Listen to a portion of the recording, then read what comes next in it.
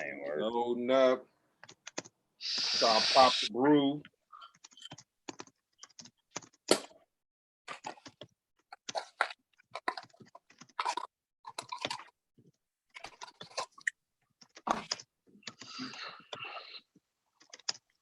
Cool. All right, we live, y'all. Hey. Blessings, blessings. What's up, everybody? It's popping. Yeah. Honor to be in your presence, sir. Oh, likewise, man. We just out here, man. Yeah, it's you know what I'm saying? BoogieBlind's my old school homeboy, man. Well, you know what? It ain't even all that old, though. It ain't even all that old. We just done ran into each other several times and enjoyed cool beverages on foreign turf. You know? Yeah, man. You know, I mean, G, you're the triple OG though. You've been active for a while, man. So it's like it's always a blessing to see you, man. Whether it's over there, over here, whatever, man. Like it's just always love, man. You know. Yeah, I could say that. You know, during the travels, you're one of the cats that if I hear you anywhere. I'm not the kind of dude to just like move around a festival and just super be moving, you know, throughout the people and from place to place or whatever. Right. You one of the cats that if I hear BoogieBlind is if he's anywhere within the fairground, I'm heading in that direction. Yeah, you pulling up, and that's vice versa, man. Like I done sat there and watch y'all do y'all show, and you know, instead of being in the hotel, being on the internet, I'll just come kick it, man. You know what I'm saying? Like what I'm gonna do at the hotel. Yes, sir. So for y'all that don't know. BoogieBlind, he's down with the Executioners. He's down with Digging in the Crates. He's Pharaoh Monch's DJ. You know what I'm saying? Okay. Absolutely. Matter of fact, I saw him just as recent. We were in London. Yeah, London. London, but the it's like an offshoot though. What's it? It was like like an offshoot kind of. It was like it was a festival, and it was like an indoor thing. Yeah, but I'm saying the area though. What's the area? The area was that was it was in Brixton. Brixton. Yep, so it was in the hood in Brixton. Oh man, matter of fact, rest in peace to Ty, man. Ty was a good cat, man. Yo, that was crazy, man. That's crazy. We literally was just up the block at that spot, Chip Shop, man. Like it was crazy, bro. Crazy. Yeah. And the funny thing about that was he was just telling me how his father had just passed. You know what I'm saying? And then that's whack. And the thing about Ty, I kind of felt about him. You know Dave's Dave from De La's cousin. Did you know Fudge? Yeah. I kind of felt the same way when Ty passed as I felt when Fudge passed, because Fudge and Ty, they were alike in the way that they both would speak their mind on the internet. Yeah, like they were very passionate. Yeah. That's a fact. Yeah. And we need those dudes, you know what I'm saying? We need those dudes, you know what I'm saying? Yeah. Yes, you know. Jeremy's one of them dudes. What I do? Got that passion. The passion. Yeah, Jeremy speaks his mind with passion. You know what I'm saying? Man. Yeah. That's the way to be, man. Like, you know, we're in this sensitive time now. Like, you know, you say something, the motherfuckers get sensitive, but this be the same motherfuckers on the soapbox on Facebook just airing it out. And I'm like, you know what I mean? So, I speak my mind in this type. I try to do it in a sensitive manner. It could be abrasive sometimes, the verbiage, but I try to be mindful. I be failing a lot, but you know, I make the effort. Man, look, knowledge is power, man. Come on. It's just what it is. You know what I mean? Spreading the word, you know what I mean? Enlightening people. Yeah, that's a fact, man. So BoogieBlind, before we get into who you are and the whole little ins and outs, share the story with them that you were telling me about where you were when the whole Rona broke down and all, and the whole little situation behind that. Oh, that was crazy. So basically, I did a party out in Switzerland with my man Wiz, with David Rodigan and my man Jerome Vandal from the Netherlands, and everything was fine. I flew back to the city. I flew back to New York, and Finesse was like, "Yo, I'm in London or whatever. I need you to fly out because I'm not doing DJ gigs. They want me to perform." So, you know, I didn't think nothing of it because I came back from Switzerland, no problem. I fly back out there. As soon as we land, they canceled like Italy. Then they canceled Spain. Then they canceled Belgium. So then we take the train to go to Paris, thinking we're going to do the Paris show. As soon as we get to Paris, they cancel the Paris show. So we're in Paris. The next day we go to an in-store, you know, to get rid of merch and just like, you know, try to say what's up to the people for, you know, the show being canceled. And as we're doing the in-store, they're like, look, if y'all don't get out of Europe by Sunday, y'all gonna be stuck out here. So we had to jet out of Paris, get to London, and catch yo, shit was crazy. So we got here like right before shit got kind of like panicky.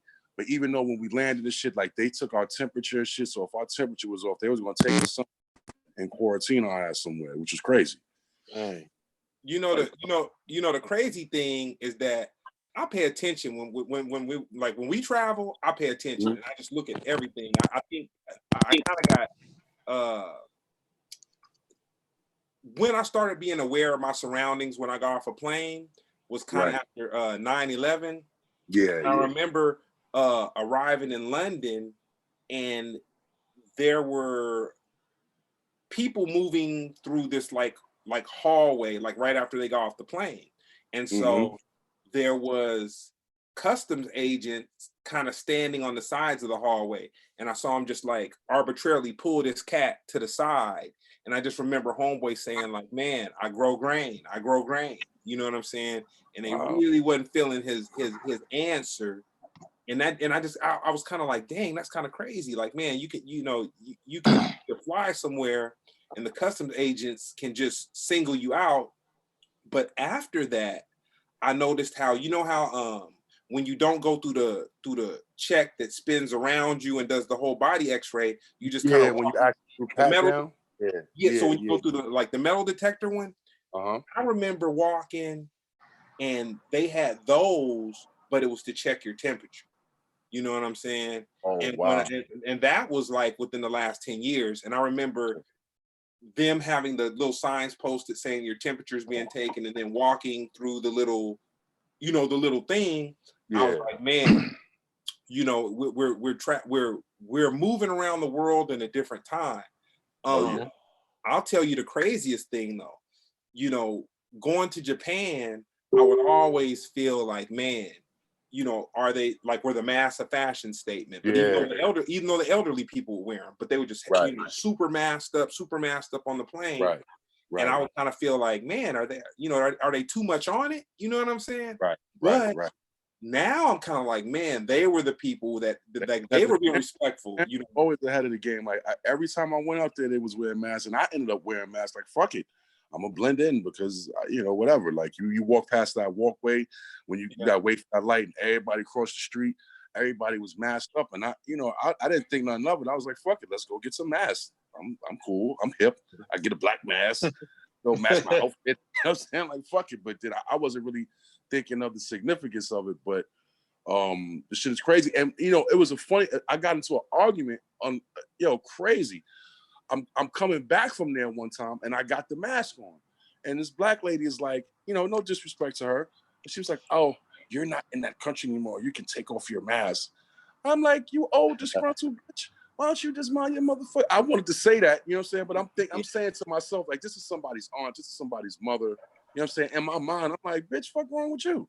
Like, I didn't do it. You need to talk to your husband who cheated on you. I ain't do it, bitch. Like, why you bothering me? I'm not him. I'm not him. Hey, mama, I'm not him. Yo, that's crazy. It's funny you say that about those masks, man. But that's it's crazy now, man. Like, and people are not even wearing masks now. Like, I'm out here in New York, man. Like, it's nasty out here. Niggas are still on the corner smoking blunts like it's 85. I'm like, nigga, that's like, New York, man. That's New York. You wearing masks out here? Y'all. Nah, it's places where people ain't wearing no masks. Is it true that they extended California to like August or some shit like that? Yeah, I just had it today. 3 more months through July. Yeah, no, it might be 3 more. It might be 3 more months. They just announced it. So. Yeah. But they said they're gonna loosen it up. No, they said they're gonna definitely do it. But they're gonna loosen it up though. It's not gonna be just I heard they was talking about another stimulus too. Yeah. Really? I stay up to for real. I stay up to date on that. That's that's They my introduced department. that today. He like, yes, no. The Congress. This is a fact. I wake up in the morning. I look at the trades. I look at the Corona stimulus updates. What's up with was you looking at Bitcoin? You be looking at the cryptos? No, that's old school, bro. We off that. What's happening? Stocks? Was you Bitcoin stocks? don't work, bro. Yeah, Bitcoin's child money. Yeah, stocks and bonds. Wow. Yeah, man. You put your money in Clorox right now. Okay. They kinging right now. You can't Lysol get some. I don't know about Lysol. I'll just tell you what I know. Yeah. So right now we got Anyi. He's a hell of a comedian. You know what I'm saying? Funny dude from the O. You know what I'm saying? We got Jeremy. Yo. He's a funny dude. He's from the. I think he get mad when I say it. Is it Midwest? It's not. It's like, Midwest. It's Cincinnati, Ohio. Yeah. It's Midwest. Okay. Cincinnati's fire. So so Jeremy is homeboys with our old keyboard player Ron that plays in the Free Nationals. So I know. Okay. Yeah, he BoogieBlind and been around where we did. You know what I'm saying? Right. Yeah, brother. It's a hot commodity on these streets, man. Oh no! Niggas, Yo, what's up, man? Let's talk off air, brother. Let's talk off air. Niggas is loose. Niggas is loose in these shits. Hey, he like $5 a sheet. I bought a box of these. Like, shit is real. Like, I'm like, yo. I can get the hand sanitizer. Them Lysol wipes though, or the Clorox wipes. Yo, wait. Let's talk off. Was that like that was some exclusive like New York brand cleaner? What was that? Yeah. That's like them hip hop chips. That's definitely like, that's definitely. Yo, is that for sneakers? What is that? You know what's so crazy? I got this from my neighbor. My neighbor works in a hospital, and she came. What was it? Saturday. She knocked on my door, and she gave me a bunch of these, and she gave me a bunch of masks and stuff, and then she literally gave me a box of food. Want some food? I was like, looking out. hell yeah, yeah. I couldn't think of more. You know what I'm saying? Just that's how shit is right now. Because trying to find regular hand sanitizer, that shit is like crack in the 80s, bro. Like you can't even like. I'm trying to make some. It's ridiculous, man. So where are you at in New York right now, BoogieBlind? I'm in Harlem. I'm right in Harlem. I'm uptown and shit, but it's nasty out here, bro. It's nasty, bro. Like people are not, they're not following instructions. I can't imagine Harlem being quiet. Harlem is a very, active city at night. Yeah, and then it's like they tried to gentrify it at first, then they moved it to Brooklyn. Now the gentrification is coming in now, so people can buy Parliament and Marlboro Light Lucy's at 2 a.m. now. So it's a little weird, but it's people are not paying. They're not. They some people are not taking it seriously, man. Like they're not going to the store with masks.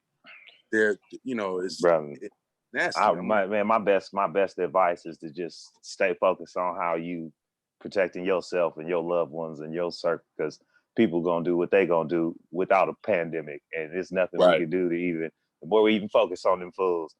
Man, I was out, it was Mother Nature is lit again, and sometimes she showing her ass and doing dope things. I went to the beach to see the bioluminescent waves, and I went with my homie. My homie slid down there, and we out there, beautiful beach. The sun had yet to set, but he mad, and he's like, "Look at all these motherfuckers, these masks." Because I'm like, "Bro, we the motherfuckers too. We got masks, but it's like." People gonna do what they gonna do, and so are you. So it's like I'm just upset that like they not that it's a bad thing, but they shut down all the parks.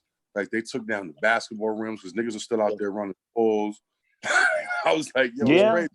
But then you look at Central Park, all these motherfuckers at Central Park, like some people got masks, some people don't. It's like 1,000 people jogging with no mask on. Like, was it? And then a lot of people been to jail too, so sitting at home ain't really life, even to preserve life. That ain't a life. I feel like the people that just came home from jail are looking at this like, this ain't shit. I got a refrigerator. Hey, you can't be in them streets if you ain't in them streets though. That's why they like. That's a fact. Street niggas can't be on Nintendo and Xbox, man. They don't. They don't. Yeah, resonating. There are not a lot of gamers, not a lot of 2K play like that.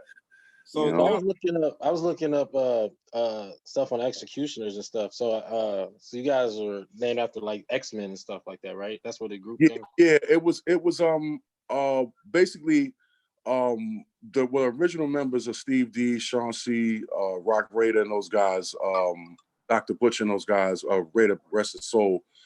They were up and coming DJs, but at the time the Supermen were the big deal, which was Clark Kent and DJ Scratch and stuff like that.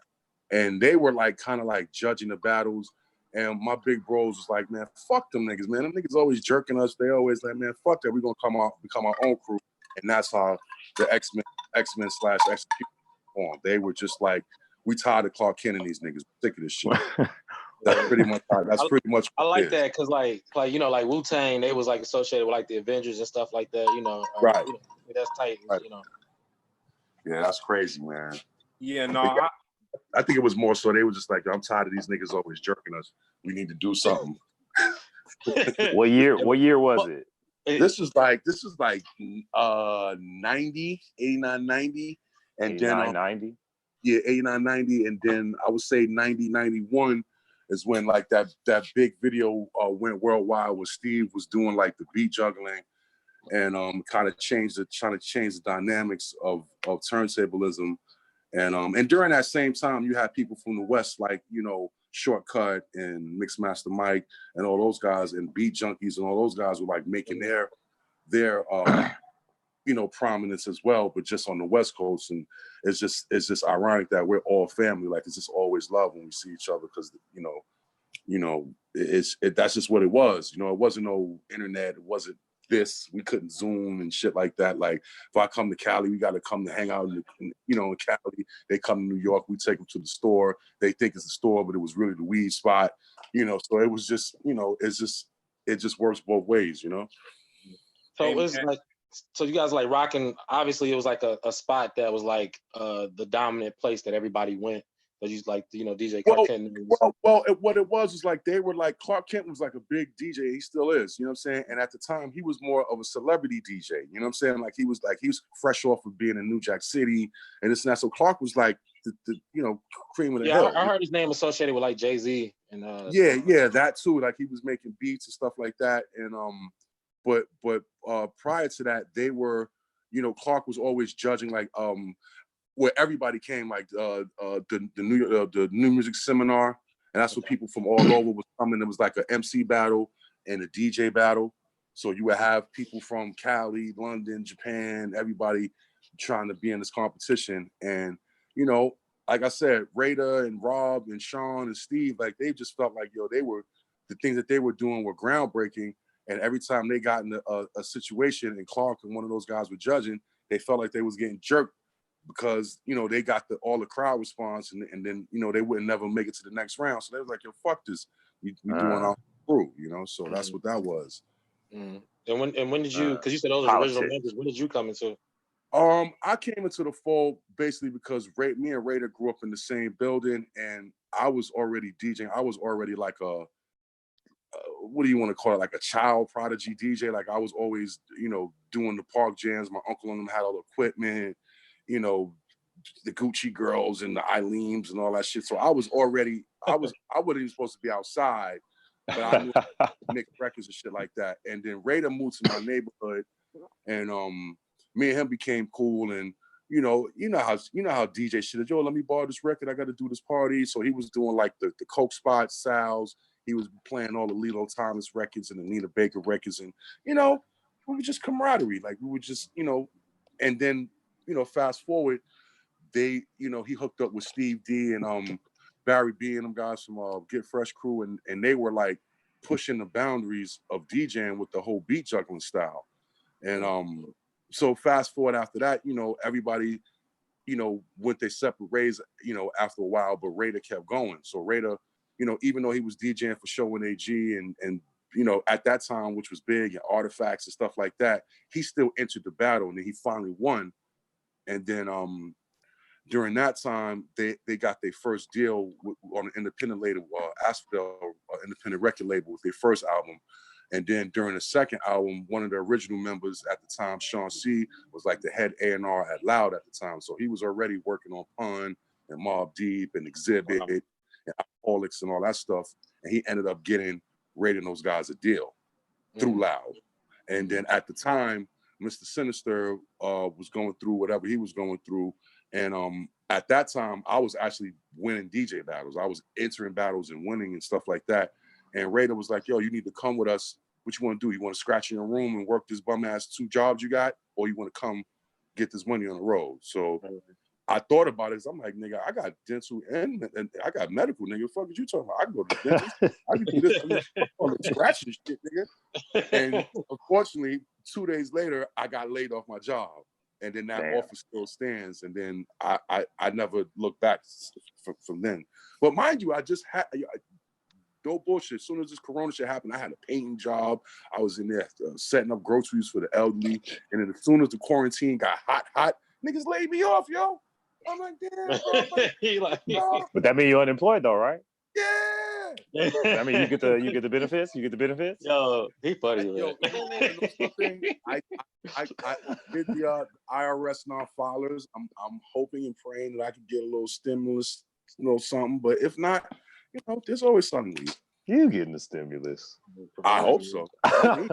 Hey, so let me ask you though, 89, 90, 91, is this like around when you doing all this? At that time, at 89, 90, I was still like a kid, bro. Like I was like layup line, NBA hoop dreams. But you was like still DJing though, right? Yeah, because DJing was always in my household. Like I grew up into that, like from the womb. Like I've always was picking up records as a child, DJing, playing all the South Soul classics, DJing the house parties, DJing, whatever they was doing in the brown envelope parties, whatever they were doing, I was DJing. I was that person. You know what I'm saying? That's what I'm hyped to know about, like the records. You know what I'm saying? What was some of the records that like you would throw on that would really get the shit jumping? Like, well, back then, we still in the South Soul Prelude Records era, so we talking about like D Train, Keep On, and You're the One for Me, and like it was like that freestyle shit. That like freestyle shit was later. That was a little bit earlier. That was the Dust Head era. I call that the Dust Head. Like all the you call it the what? The Dust Head era. Dust Head. Yeah, smoking dust. You know what I'm saying? I was a little kid. You smell that funny ass smell, and then that was in my neighborhood. So and then you had people like Hector Camacho and them. They fresh off of winning their fights. They out there with all the gold chains, playing all that shit. Hungry for your love, and they just giving free candy. They're like, "Hey, little nigga, get some candy." Yeah, go get buy whatever you want. So that's just the memories I have from back then. But to answer your question, definitely Prelude Records. Like the early disco boogie era was kind of like where I was at, and then it was just weird. You know what I mean? Like it was just weird. Like I didn't want to play Atari. I just wanted to follow my uncle around and bug him to death to teach me how to DJ. I didn't want to play. I was like, fuck that's exactly what I was going to ask. That's funny. Yo, you want to know something crazy though? So, the first time I met Pharrell was like my first year of junior college, and my cousin who actually was a comedian at one point. His name is Capital J. He was in the Shaft movie. He was doing Def Comedy Jam. He was in the Final Forrester joint, and then he just stopped doing comedy for whatever reason that was. At that time, I was in school playing ball, trying to, I didn't do well in the SAT, so I'm in the JUCO trying to go D1 or whatever. And Organized Confusion came to my school to perform. Now we in upstate New York. Nobody knew what the fuck Organized Confusion was. You know what I'm saying? But that was the first time I literally met Pharrell. I talk about that to him to this day. But the initial me meeting him, of actually working for him, again, was through one of my original X-Men members, Sean C., who's a very, low-key but powerful guy in the industry. He knows a lot of people. He's like, yo, Pharrell's looking for a DJ. So I went to the rehearsals, and they had some shitty ass equipment, and I'm trying to do my shit, and they got this big ass kitchen table mixer from the 80s. I'm like, what the fuck is this shit? Like, I'm spoiled. I'm like, where's the Vesex? Where's the 1200s? What is this bullshit? I'm already diva'd out by then. And I think this is when he was like toward the end of whatever deal he was trying to get out of with Ruckus and like him being sued for the Simon Says record, and he had signed with Steve Rifkin, and he had that label called SRC at the time. So I literally I got with Pharaoh when he was dropping that Desire project, and I've been rocking with him like ever since. Man, two memorable moments. Three, I give you three. One, we was with Fat Philly over in Croatia. Oh my God! When you rock that spot, like on the water, on the little island, Fresh Island, maybe one of them little. What was that? That was Fresh Island Festival. Yeah, I think Fresh Island Fest, that one. And then that was, and I still joked him about this to this day. I was like, oh, now the hip hop niggas ain't good enough. You book with Rick Ross niggas now. You don't fuck with us no more. Like I ain't got no love for Snoop Dogg. What is going on?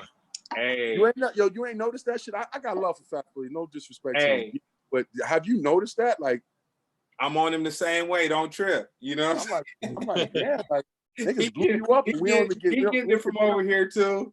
You know what I'm saying? Don't get no courtesy call, nothing, fam. Hey man, the guy just rough out here for a pimp. And then the second was I want to say we were in it might have been Sweden or something like that. And at the show, it was the Roots, the Coop, Redman. Oh no, that was Copenhagen. That was in Denmark. That was that Denmark festival. Yeah, that's my man. Yo, Peter just called me today. He was checking up on me, man. Old man Peter, my man Peter. Okay. Yeah, he was the promoter. Yeah, Peter. Yeah. Yeah. So you on stage with Questlove and Lord Finesse on the mic, man. Oh my that was the after party. I was tearing their ass up that night. I had a vendetta at that point. That was like the beginning for me. Like, yo, all these celebrity DJs now, they wasn't on Serato now. They was like, I'm keeping it real, and now they got Serato. So now they trying to take our gigs. I was a little bitter when it first happened. I'm not even gonna sit up here and bullshit you.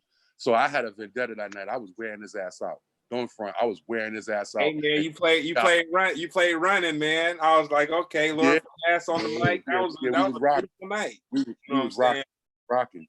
And then that was crazy. Then the third, we were in Amsterdam. We weren't performing together. We just happened to be there together. And you were wearing James Brown, Hell on Earth, or whatever shirt. Right. And what was the name of that group? They were two, like, they might have been Hispanic or white cats. They went on before you guys. Oh man, I don't think are you talking about Foreign Beggars? I'm not sure, but AG was there that night. AG was there that night. AG was definitely.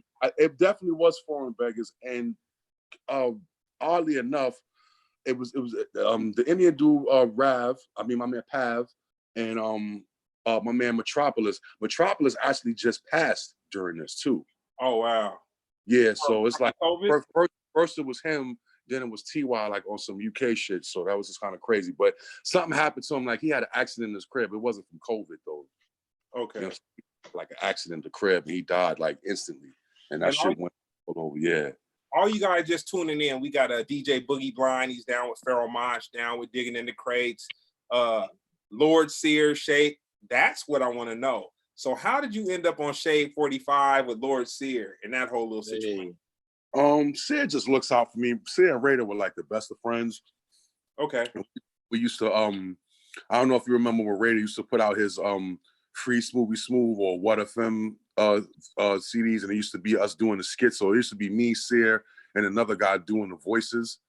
You know what I'm saying? Like so you never really saw us. So, Raider was really, that I think that was Raider's next phase. Like him and Prince Paul were really, really tight.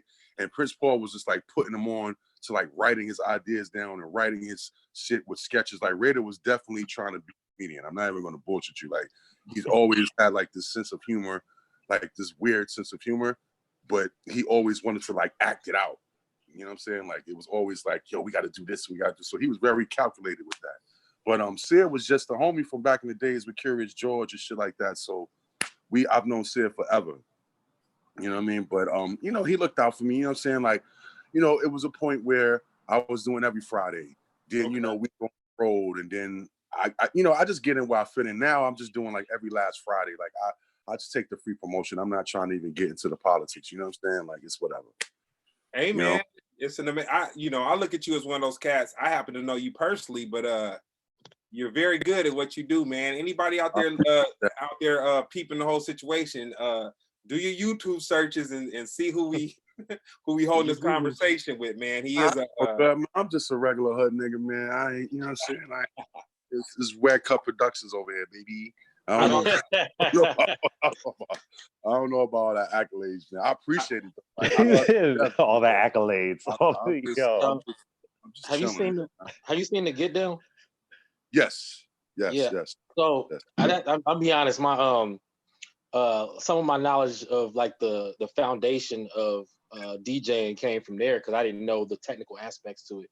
You know, I've always been a fan of specific DJs, but the actual technique, I learned a lot from watching the Get Down. I wanted to know how true do you feel like that was to, you know, because it's TV. It's you know, movies always make things a little more. Well, unfortunately, that shit was true. The Bronx was fucking looked like abandoned. Like it looked like fucking like in the 80s, the Bronx, nigga. Yeah. That shit was crazy. You ain't want to be this. You ain't want to be doing all that. But the crazy thing was, it was true. Like, you had this place called Harlem World. You had a couple of other places, the Celebrity Club and things of that nature.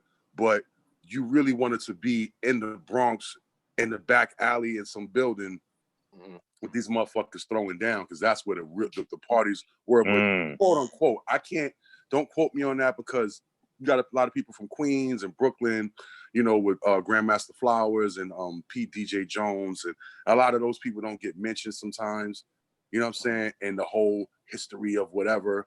And then you got the other DJs, you know, kind of like DJ Hollywood and things of that nature. Like they were like the dress up mink fur coat motherfuckers and talk on the mic half of the time and love his message and shit like that. And you would try to come to their parties with the break shit, and they'll kick your ass out like, yo, take that shit to the park, little nigga. We got, you see how expensive my jacket is, nigga. We ain't spinning around in here. Take that shit out here. So that's how that was.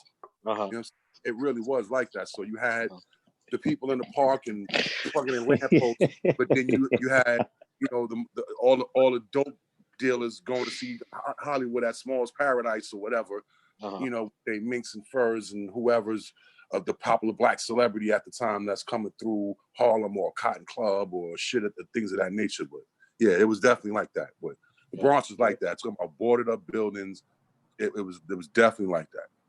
Or were you? I know you said you were a prodigy. Were you involved? Huh? Were you involved in any of that, or you just was like you were just like a kid look up to those? I was involved 24/7 because my uncle was a DJ. They always do the jams. I always was there, and then I felt like I was like, you know, at a sweatshop in one of these countries somewhere, because you want to be down, nigga? Carry this crate. And then I had to figure out how to carry the amp without dropping it. If I dropped it, my ass was brass, and I had how to hook up the bass bottoms to the top speakers and tape the wire to the floor and run over here and do this. Like I was like, they should be arrested for this shit. Back, they should be in jail for that shit, man. But you was in production. You didn't even know they was putting you up on production. I had no clue, bro. I just wanted to record. I just wanted to cut to be real. Audio visuals. You like it. You is straight up audio techniques. You the whole shit. I was like, where you want me to carry this? Fuck it. You want to carry that? Fuck it. You know what I'm saying? So it's you know, and crazy to me, like DJing is like brushing my teeth. Like it was always in my crib. It was always a part of my life. So it came and went in phases. You know what I'm saying? But I just always, it was always something I did. And I just, you know, until I started, still, until girls and basketball practice, and it got different. I ain't gonna front. I changed my tune. You know what I'm saying? People shit like that, change your tune. Yeah. You know, but I never stopped buying records and buying CDs and shit like that. And then my uncle turned into a house head. he was kind of like non-hip hop. He got a little bougie on me. You know, he thought he was from Chicago. He thought he was Frank. Man, that happens, man. House music is powerful, man. You know what I'm saying? I listen to about 5 hours of house a day. You know. Yeah, I didn't know that. Yeah, I listen to house music and E40, man. It's a, you know. 40 dog. Ain't mad at that. It's a mix. So tell me this: what was the first piece of wax that you bought for yourself? The first piece of wax that I brought for myself was Spoonie's rap. Oh wow. Yeah. Ooh-wee. That was, those are big records back then. You know what I'm saying? Like you see that Sugar Hill logo, or you see, you know what I'm saying? Like you would just hype like whatever. The record could have been garbage, but you just, the fact that you had to go $3, you know, a little $4 to go grab that, you know what I'm saying? It was just like, oh, nigga, I got the new shit, nigga, you ain't got that. It was just, you know what I mean? It was just one of those things. Yeah. And then, you know, prior to, you know, the hip hop scene, and I know it was really big in the West Coast, like the shit was big over here too, like all the like the techno hop joints, like the, you know, the beat goes on. Yeah. That shit was big out here. That shit, I know that's like really a staple in like California culture, like those records like Egyptian Lover and all that shit. That shit was real big over here too, man. Like, I know it wasn't as big as it was in the West Coast, and even though that had the what was the comedian dude that was making all the parody records? Bobby Jimmy. Oh yeah, Bobby Jimmy was lit. Bobby Jimmy was hard. All that shit was big out here. That shit was big. Hey man, rest in peace to the brother from the Kraftwerk, man. Kraftwerk was very. You know what? It's a trip. My first time to Germany, I really tripped off of seeing them live. I never saw them live. I never. I think we were at a festival together, but I never saw them. But I remember tripping off of being over there and saying, "Dang, how did these German synthesizer dudes get gangsters and black kids that were dancing back in the 80s into this music? Like how did the culture like cross over? Put this way. I think that was just you know, like breaking records as a DJ and having an ear and actually going and digging for records. Like Trans Europe Express is a staple in hip hop culture. Like that's one of the foundation records. We're not even talking about numbers and all that extra fast shit they was doing, but Trans Europe Express is like top 10. You know, like essential break records. Like it's that's not even debatable. You know what I'm saying? And that, a lot of people don't know that, but you know, people, you know, back then people didn't give a fuck if you was white or black or whatever. You just was bouncing to the beat. A lot of people didn't know a lot of the songs were made by white people, a lot of break beats and shit like that. You know, I would have bet my life that Tour de France was made by some brothers. You know what I'm saying? Nah, it was a lot of that electronic stuff had a lot of foreign. Yeah. It was brothers freaking it and then rapping it. Like that one beat, that boo boo boo boo, that got around on there's like so many songs that I heard that one boo boo boo boo, and then I heard the real record and I was like, oh, this was okay. Again, and like I said, that was the dust head era in my generation. So you walk down smoking that death, smoking that dust head.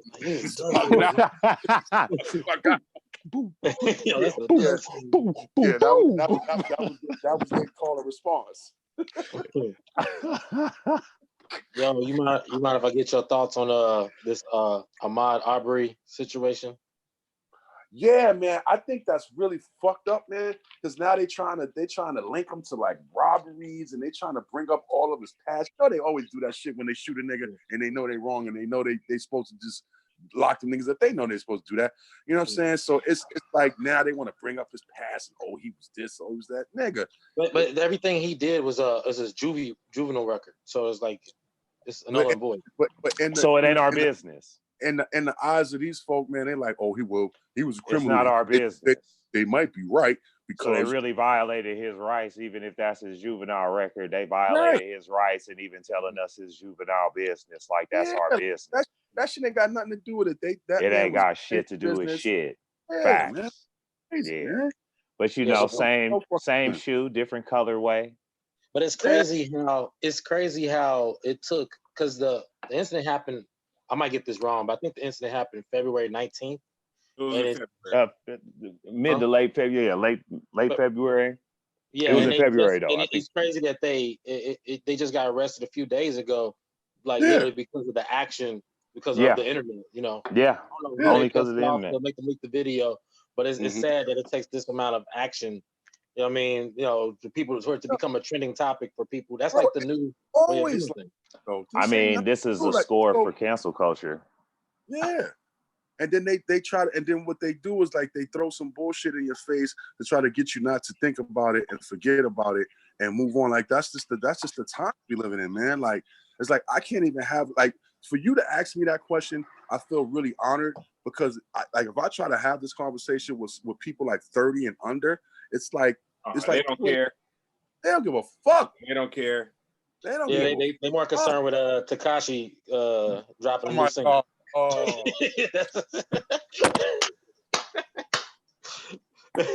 This dude pulled 2 million. He broke a record. Like, it's almost like they asked him. They was like, "Yo, we need to get the focus off of us, man. Tekashi, we need you to drop." That's a fact. That is a fact. And then the motherfuckers pulled up to a safe house. Nigga had to move.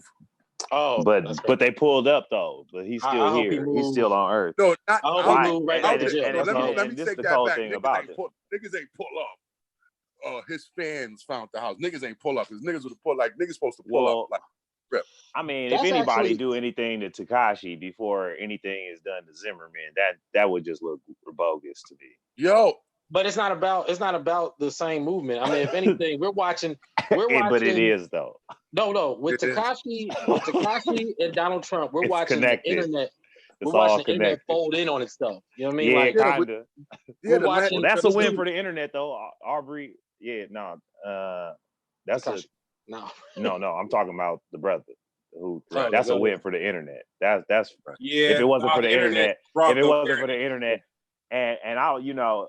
I haven't watched this shit because I already like don't be wanting to watch a motherfucker final moments on the internet. I still haven't gotten over Oscar Grant, like watching that 10 years. And I saw that in every angle that it was available to see in, because I was in the court case. You know what I mean? Not like involved with it, but I was covering it for a news organization. This is like a decade ago. And watching that like so many times, you know, in so many different angles, people in just like people on the train, you know, it happened, several people on the train with cameras, and they captured this incident, and I'm there as to journal the shit, you know, kind of report on the day and give like perspectives, but like really, I'm watching this brother die on camera several times over and over again, and I'm like, damn, okay, ooh, they talk about how the bullet, you know, they do the most, and I know at the same time though, if it wasn't for that though, none of this would even be. Well, you know, you want to know possible. something. You want to know something crazy, man, and not to go back to, and what's so ironic about this conversation is in my neighborhood where I grew up, like I grew up with the Central Park Five. Like I played ball with Sharif, I played ball with his brother. I used to play baseball with Antron. Like, and that particular, like, living through that really prepared me for a lot of the shit that we're talking about right now. And I was a kid. We all were kids back then. And like back then they used to call it wilding. Like I never really got into that because I was just a little, I was a little nerd. I just wanted to play my records and cut and whatever. So they used to go wild, and it was a phase where motherfuckers used to go beat up bums and shit like that. Like motherfuckers used to get off, like that was their thing. I was like, I never was really into that because I'm like, yo, my nigga, like you can be never know what could happen. Yeah. So that's what happened. What could happen?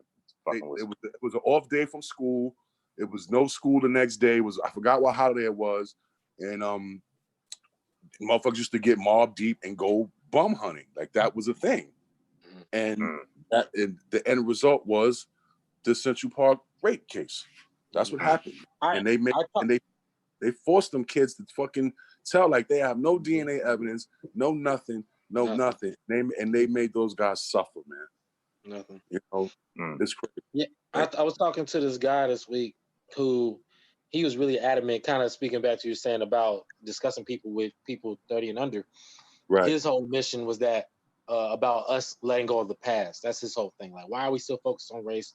Why are we and I'm like, you know, at this point, it's irresponsible to not inform your children of what could happen, literally just being themselves. You know what I mean? Right. You know, just right. in this world. Like you have to create awareness that you're not them. They don't see you the same way. You know what I'm saying? And you could be walking down the street, minding your own business. You know, everybody, you know, takes a gander or, you know, looks off to something, or, you know, you just answer the question of a wrong person. You know what I mean? Oh, you got the time?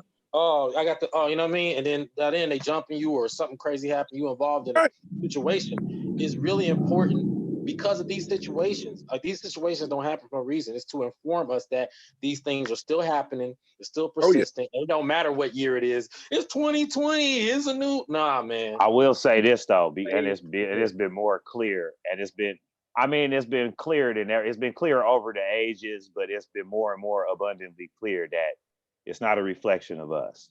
Okay, this is not us acting out at this point. We at least got that, and so that's good for the spirit though, because the way they'll flip it, you know, they'll try to have a nigga at odds, and he'd be like, "Damn, should I even be jogging like this?" And it's like, I'm kind of appalled by somebody saying, "Yo, we got to let go of the past." It's like, yo, it's not even about the past. It's about it's just going to continue happening right now. It's like happening. And the whole thing. What I'll say, we gotta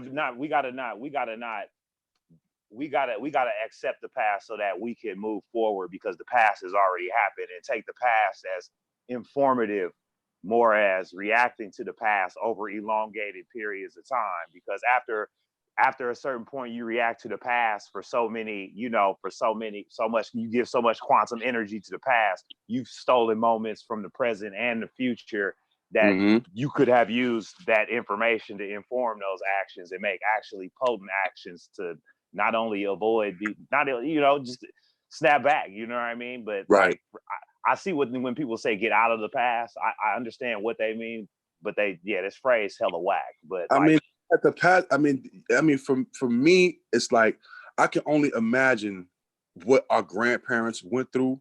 You know what I'm saying? Like growing up as Black people.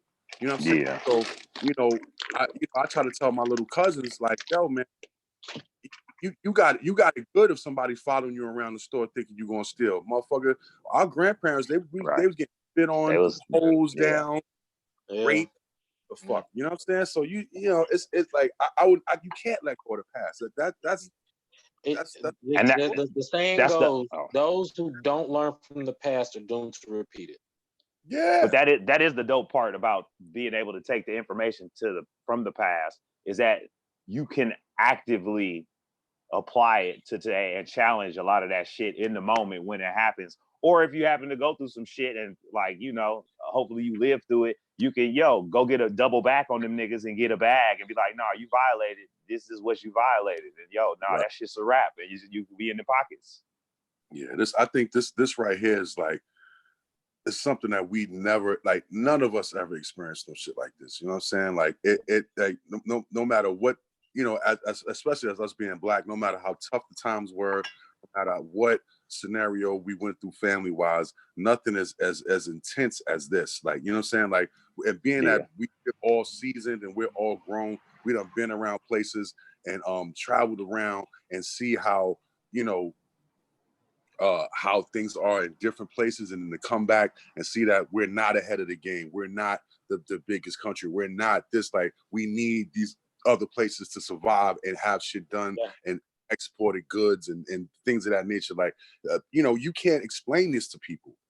You can't. Well, speaking of importing, go ahead, sir. No, go ahead. Well, I was gonna say, speaking of importing and exporting, I don't know if you heard, we imported some Japanese murder hornets on top of this virus that's going on. I mean, There's a transition. Yo, so basically, it's just a bad time to be Asian right now. So basically, that whole Simpson episode is for real. Simpsons be killing it on Simpsons has got the future lit. Yo, I don't get into South Park, but South Park too. South Park be South Park be on it. But I think they took that Simpson episode down because the shit is like they putting it up on the internet now.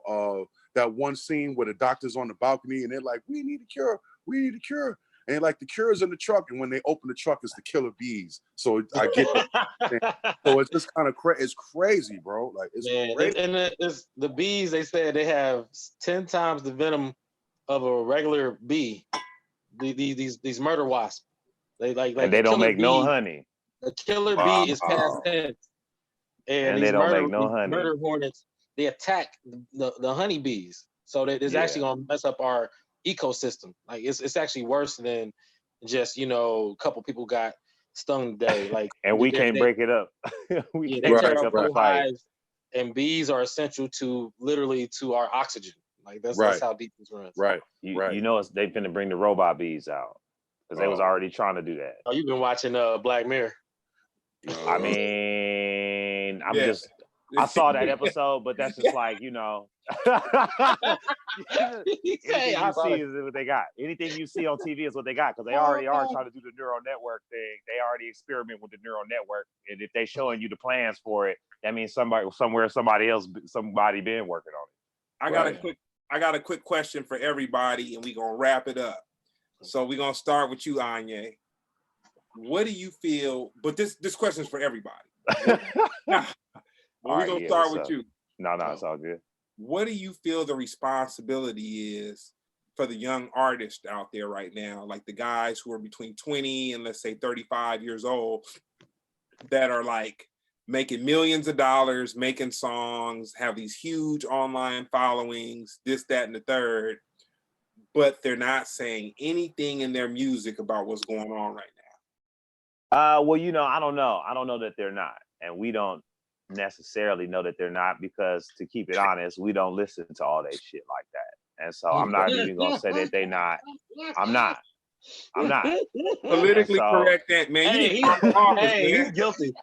Yo. And so I also don't think they need to be responsible for anything other than a sense of responsibility that they have themselves. You know what I mean? Like, especially like you talking about young artists of that age bracket with making that amount of money. I'm totally removed from that demographic. So like, I can't really say what their responsibility is. What they can do has a lot of impact, but then there's another layer that I don't even know what they do behind the scenes. I only know what they show.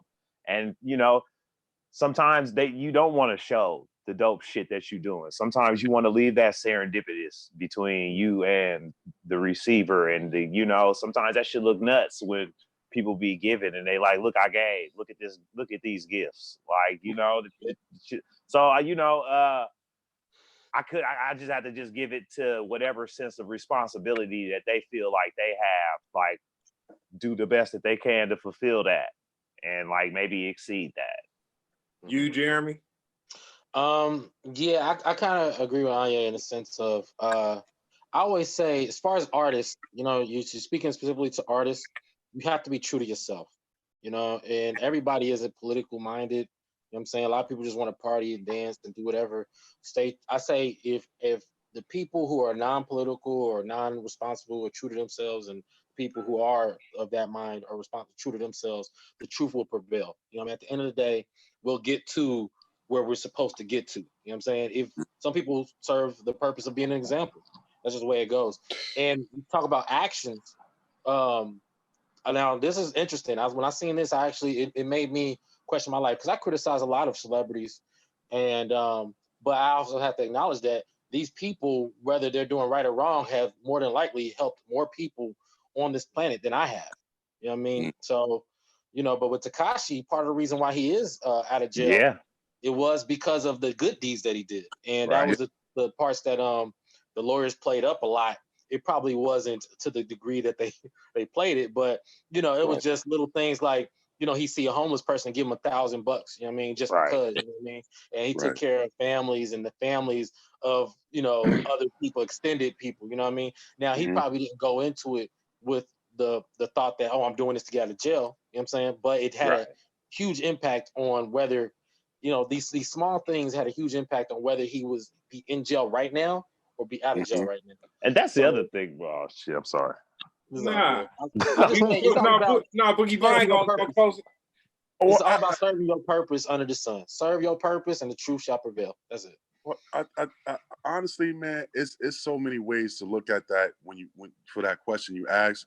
But to be honest about it, I feel like, you know, even though there are artists out there that speak positivity, but they don't get the light of day, and they got to push and scrape and fight to get their message across, as opposed to people that's talking about, you know, twerking and popping champagne and all this other shit and gang culture. And they haven't even been to fucking LA or fucking anywhere in their life, and they talking this gang shit. I just don't understand that shit. I really get it, you know, but to me, it's just like there's no code of life anymore when you think of that demographic that we're talking about. There's no code to nothing. Like, I don't know anybody that begged to be gang, then got in the gang, then snitched on the gang. That shit just wouldn't fly in our era. It just wouldn't fly. And well, you know, people I mean, like and talk about it. I was in my, you know, and I love my fellow DJs as I'm part of the Heavy Hitter crew, and we were in the room talking about it, and motherfuckers just talking about numbers. Yeah, well, it's a numbers game. I still got to put food on my table. I'm gonna play his record. I'm like, but yo, at the end of the day, like, you know, it's cool if he owns his songs and he gets his masters and all that stuff. That's the name of the game. But at the end result, it's like they are like the mind frame of these younger kids. Like, it ain't like back in the days where we had to sell drugs or this and that. Like, it's a whole new thing. Scamming is at an all-time high. Like now, like before, it used to be like the drug dealers with the car and the jewelry. Now these niggas is busting out with fucking Bentleys and stacks of money, and you're like, hold up, man, you making more than the kingpin. You making more than the cartel nigga. Like what's the message we doing here? Because everything is about a quick flip. Everything is about a gaffle. Everything is about a shortcut. You know what I'm saying? And I think that message got to be eliminated, because everybody ain't gonna be fortunate to swipe a card and bust a check. You know what I'm saying? Like, it's just it is what it is. You know, it's just that's the mentality that got us here. God damn. Real quick though, this is the last one, I promise. What are your thoughts on D Nice? I think D Nice did something that was I guess positive by DJing in his crib. You know what I mean? I mean, I'll put it to you like this. I mean, you have people like Greg's platform, you have Scratch Vision, you have Be Real TV, and Beat Miners, and Maceo from De La Soul that's been doing the whole visual DJ thing for the last 6 years, for the last 6-7 years. And but you gotta look at it. D Nice has been a sex symbol. Bitches like looking at him. He's been a celebrity DJ since back in the days. Like I you know, I had a thing about that. Like, I used to go to, there used to be a party in New York called Table 50, where it used to be him, Q-Tip, and Mark Ronson DJing. So that you where I'm going with this. You know what I mean? And then, ladies. I mean, and not only that, like, and let's just be clear, there's a lot of DJs, including myself, that's been going live or whatever, just to, you know, pass the time or whatever.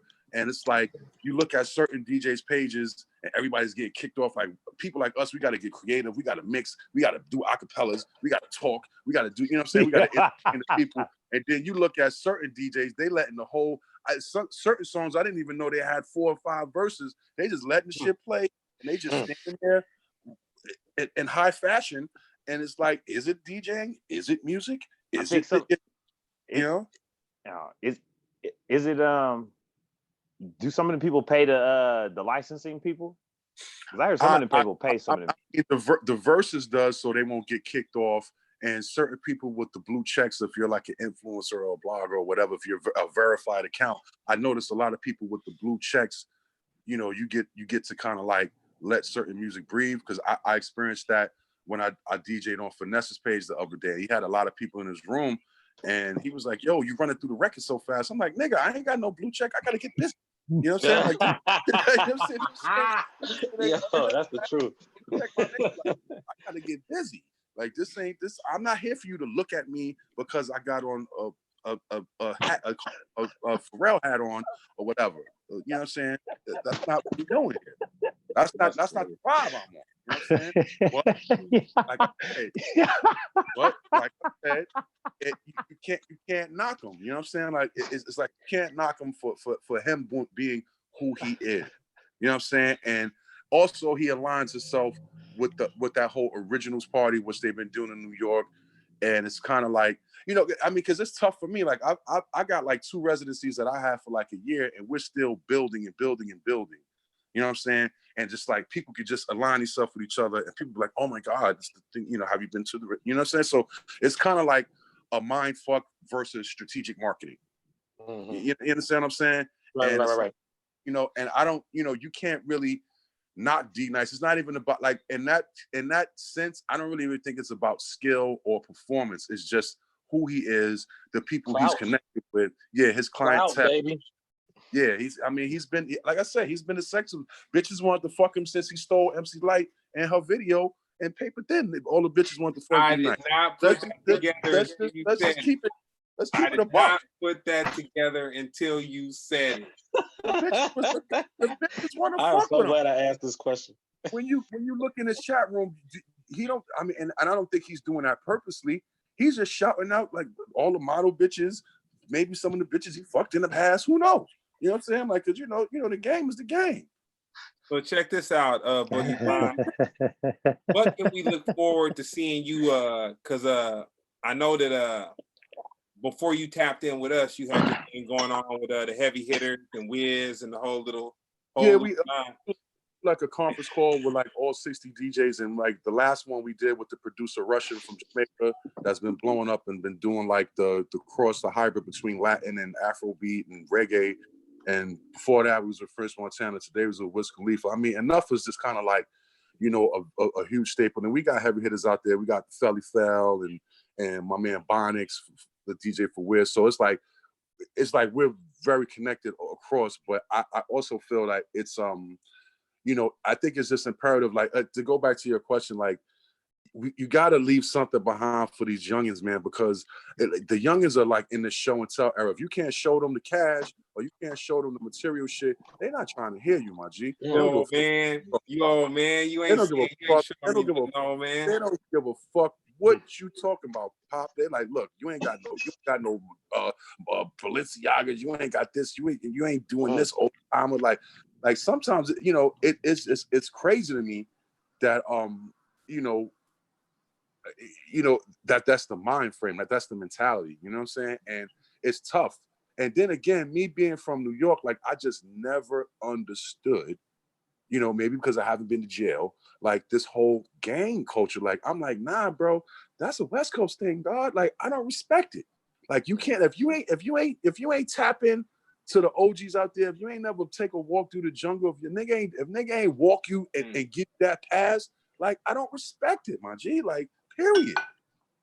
Man, I don't give a fuck what niggas say. Like, if you ain't tap in where it originated from and you don't know anything about that culture, you're just going about it off of, you know, what, you know, the jail rules. Like, that's cool because you do have to survive. You don't want to get cut and stabbed and shit. I get that part.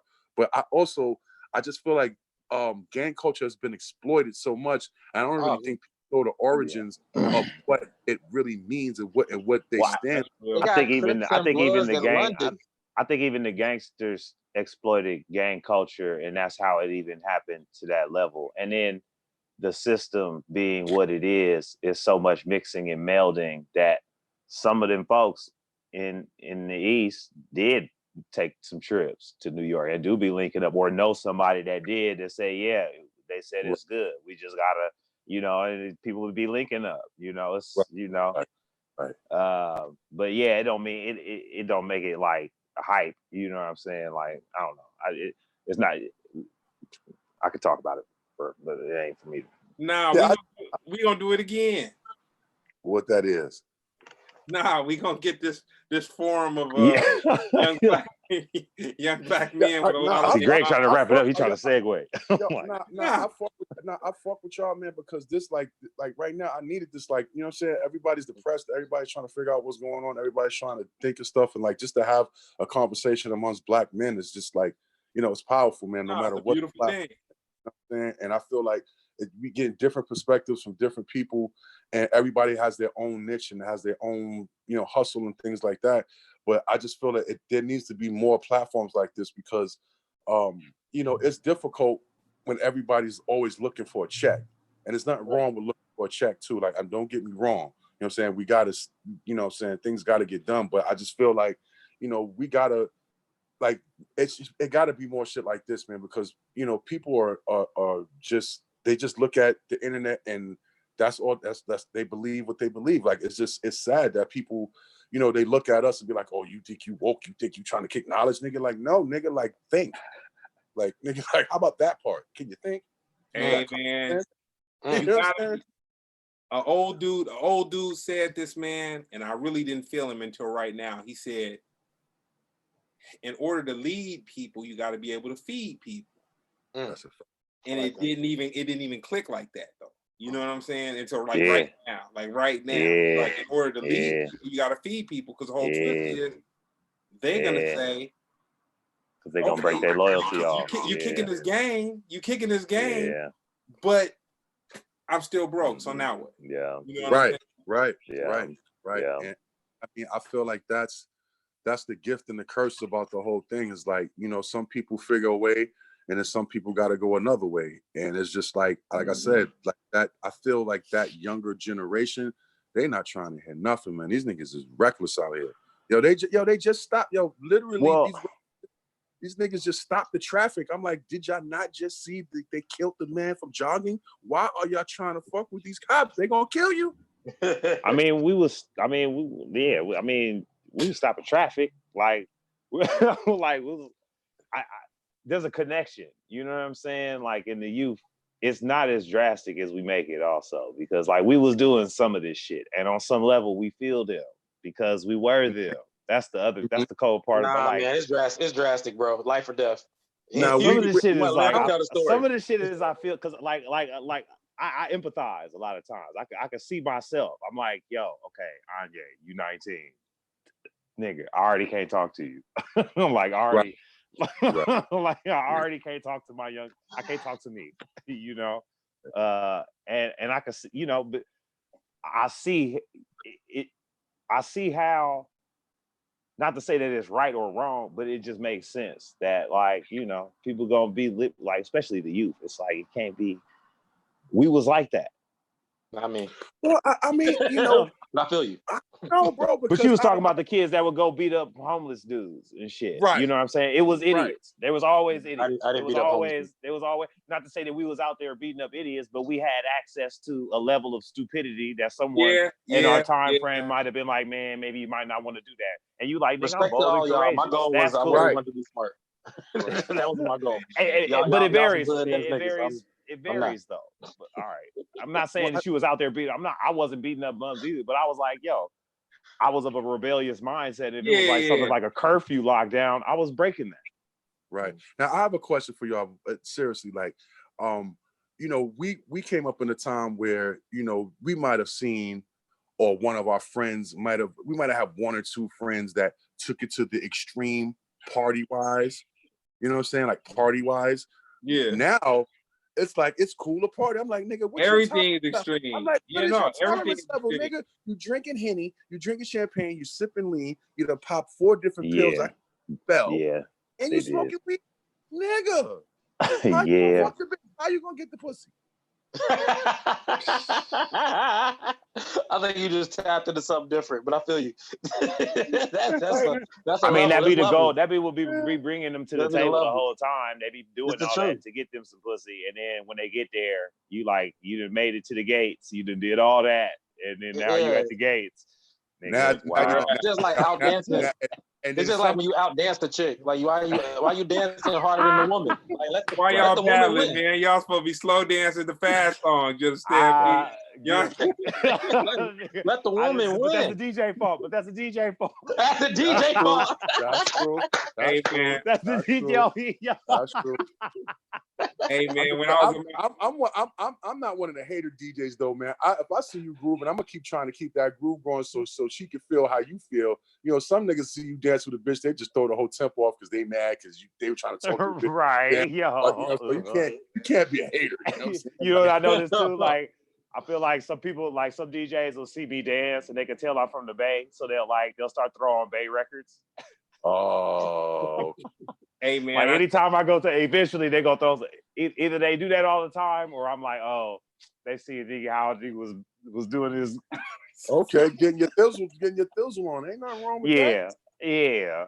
I'm like, all right. You know, I mean, I feel the same way. You know, you walk into place, niggas want to play Nas, and then now you want to play. You want to play that now, nigga. It's 1:30. Too many bitches in here for that. Perfect. What the fuck are you doing, my nigga? Yeah, hey, you gotta be like me when I was a young man. You know what I'm saying? We was slow dancing the fast songs. You understand me? You know what I'm saying? Heard you. I just did the knowledge on that. Trust me. We was slow dancing the fast songs, man. Yo, I heard you, brother. Yeah, that's fire. I was doing it wrong. But good looking out, BoogieBlind, man. We about to wrap up this episode. We're gonna have you back, man. Dude, I really appreciate you coming through. And like I said, it's always a pleasure, man. Whenever I hear you there, I ain't tripping, man. I'm cutting through the situation, and we gonna slap hands and do what we do every time. Yo, it was a pleasure meeting you two gentlemen, man. I appreciate y'all, man. I definitely got some, some eye opening. And I got to exercise my brain tonight. Like, it's not even about music. Like, thank you. You know what I'm saying? Like, you know what I'm saying? Sometimes you just need that sometimes, man. You know, and it's powerful. It's powerful, man. No matter how people, this is powerful right here, man. I really respect your mind too, bro. Like, seriously, your timing, you're really smart, and you it's like comedic, man. You on it. Yo, I keep telling myself I'm in the wrong fucking business. That y'all niggas, if y'all writing, you know what I'm saying? Y'all can take y'all's up front. I don't care. You know Let's do an exchange. Nigga, you know what? I got ghostwriters. Whatever, nigga. Nah, yeah, it's all good. Look, this is what we do. Let's do it. You come with us to open mics, and we'll hold your crates. Yeah. I mean, I just got a computer now, but I do still play vinyl. Like when I Even do my better. 45 parties, we can, Okay. Yo, you got my charger? You got my charger? Yeah, I was gonna say, cool. I'll hold the jump drive. I'll hold the flash drive. You got my SD card. Damn. What's so funny? What's so funny about that is my computer fucked up the last time I was with G, and fucking Realm helped me, save me, and help me get paid that day because I know March was pissed. My computer wouldn't even cut on. That's all. I got storage, man. I got storage on deck. It's nothing. How ironic is that, bro? Yeah, it was a cold thing, and the funny thing about it, I think Raekwon had went on already, and I don't know if Raekwon had went on, but I know we could hear you from our dressing room, and right. and the because the little dude who was a stage manager, he might have been a promoter, but he was doing a little stage management too. Yeah. He was trying to rush everything. And I just saw him buzzing around when you was on stage. And I was like, man, and Brown is one, when Brown feels the energy that's just hell of an offer with it, he don't even like to be around it. He just bounces. But me, I tend to stay there too long. And homeboy was buzzing around, and I was like, man, I don't know what's going on with these computers and change. I don't want to be Yeah. And then you gotta think niggas be on one too, man. Niggas like, saying we weed smokers, man. And I occasionally smoke a cigarette shit. Niggas be on some other shit, man. You gotta be, you know what I mean? Like niggas be loopy. You can't count that out. Like that's just the facts of life. You can't it's not even man. Trying to disrespect anybody. Like vices is vices. People like what they like and people do what they do. Since 1985. But I do have to say this though, man. You steered me in the wrong direction of some Jamaican food. Nah, man. Technician and them niggas took you to the wrong spot. You were supposed to go to the spot called Refill. It's in the block. is on the corner is where they selling all them bootleg ass like any spot in the hood with the fake iPhone chargers and shit. You go in the block, you gotta go in the block, and the spot is in the block, and the shit was 24 hours, bro. 24-hour Jamaican spot, bro. You want me to tell you where I got the bomb jerk chicken at? What's that? Right across the street from the venue. Homeboy that came and picked up his little barbecue pit and was flipping the jerk chicken. Okay, I saw that. So I walked all the way over there to smell that smell that I smelled, because they had some like jerk sardines, or they had some type of fish going on that it was just very overpowering, and I just really couldn't even get into that. So I was like, whatever. So we walked back. Next time you're in Brixton, when you walk to that corner where that big ass bank at and where that big ass divider is, you're gonna see that fucking phone spot on the corner. You got to go in the block. And it's like mad old Jamaican ladies in there. You want what you want with the mad attitude. They still got that. That shit is universal. Boy, man, I'm a Yankee boy, man. I'm not venturing that far off into nothing, man. You know what I'm saying? If somebody points me in a direction of something that got a whole bunch of people, I might just go to just see what the whole little ins and outs are. If it wasn't a thing where we both were leaving at different times, we would have just all went together. You know how that go. But the next time, and God willing, there will be a next time. You gotta have it, because they got the jerk salmon and they got the jerk fish is lit. See, where I went, they didn't have none of that. They had a smell. You know once you see the attractive lady with the attitude, and you see them little grimy street niggas, you know you in the right place. You know what I'm saying? Yeah, because it's a little grimy. I ain't gonna front, it's a little grimy. Cool. Anybody you want to shout out, Anyi? Anything you got coming up, popping, whatnot, etc.? Give your social media.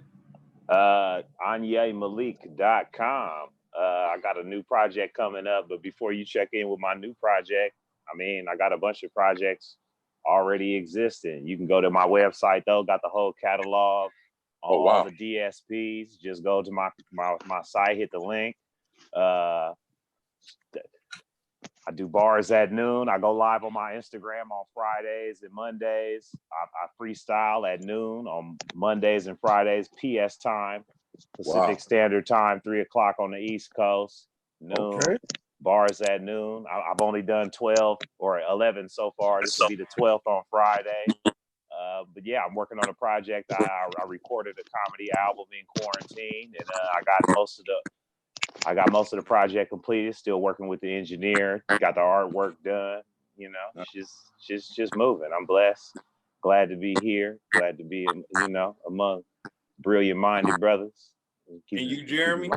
What's JeremyScippio.com. That's SCIPPIO. What's up? Lifting weights? Nah, I ain't got no weights. I ain't got no weights. But yeah, Jeremy Comedy on Instagram. And Lord willing, I have a performance. I know it's been a long time since you heard this. May 28th, I'm doing the Foreign Press Awards. Wow. Yeah, that's gonna be check back in website. Lord willing, I hope this goes through, because this is a great opportunity. But yeah, the Foreign Press Awards, May 28th. That's what's up. Cool. And BoogieBlind, where can we check you out? I'm at BoogieBlind on Instagram, at BoogieBlind on Twitter.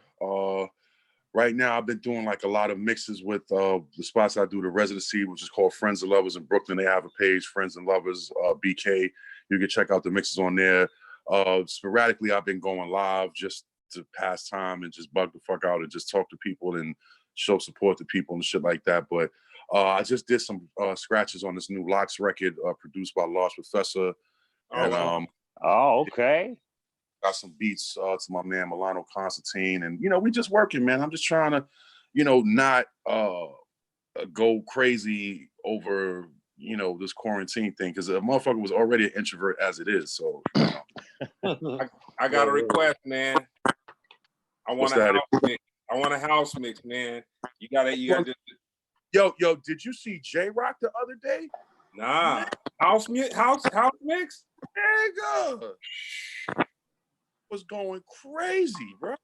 Oh man, did a whole house like early, like the old shit, like the early Chicago real shit. Yeah. Went there, like he really went there. I was like, damn, that nigga J-Rock's a bad motherfucker, boy. House was lit. House like, yeah, man. House is this shit, man.